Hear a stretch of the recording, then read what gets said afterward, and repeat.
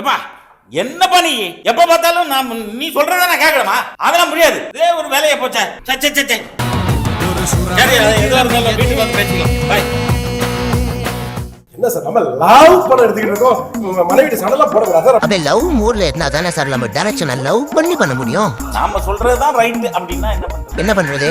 ஒண்ணும் பண்ண முடியாது. இது கணவன், சரி, இது மனைவி, ஓ இது ரிசல்ட்.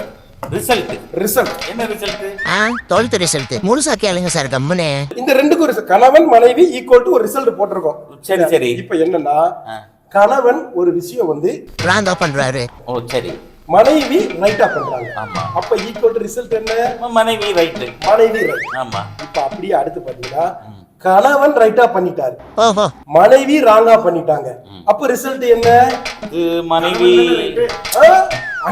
மனைவி தான் ரைட். உனக்கு கல்யாணமே கழியல. அவன் சின்ன பையன், அவனுக்கு என்ன சார் தெரியும்? நம்ம தான் சொல்லி புரிய வைக்கணும். இன்னொன்னு சரி, ஏதோ அவசரமா பேசிடக்கூடாது, அமைதியாயிட்டாரு.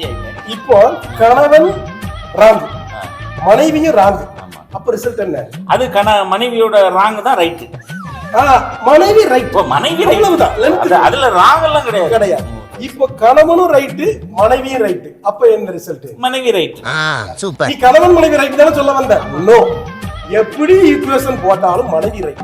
அப்படி வாழ்ந்தா மட்டும்தான் இந்த உலகத்துல இருக்கிற கணவர்கள் எல்லாம் நிம்மதியா வாழ முடியும். மனைவி அமைவதெல்லாம் இறைவன் கொடுத்த வரம்.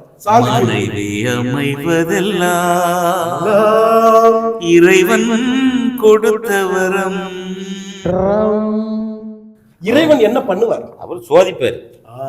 அதனால ஒரு ஏஜுக்கு மேல அவருக்கு ரெஸ்ட் எடுக்கிறதுக்காக ஒரு வரத்தை உங்களுக்கு கொடுத்துறாரு. Okay, song please. இரவில் நில ஒன்று உண்டு, உறவினில் சுகம் ஒன்று உண்டு. இரவில் நில ஒன்று உண்டு, உறவினில் சுகம் ஒன்று உண்டு. மனைவியின் கனவொன்று உண்டு, எனக்கது புரிந்தது. சபாஷ். மனைவி அமைவதெல்லாம் இறைவன் கொடுத்த வரம், சோதனை கொடுத்த வரம். அச்சோ, அப்பனா கல்யாணமே பண்ண கூடாதா? அப்படி இல்ல மக்களே, கல்யாணம் பண்ணுங்க, ஜாலியா வாழுங்க, லவ் பண்ணுங்க. எஸ்கேப் ஆயிட்டாருப்பா. பணம் எடுக்கிறோம், பல கோடி சம்பாதிக்கிறோம்.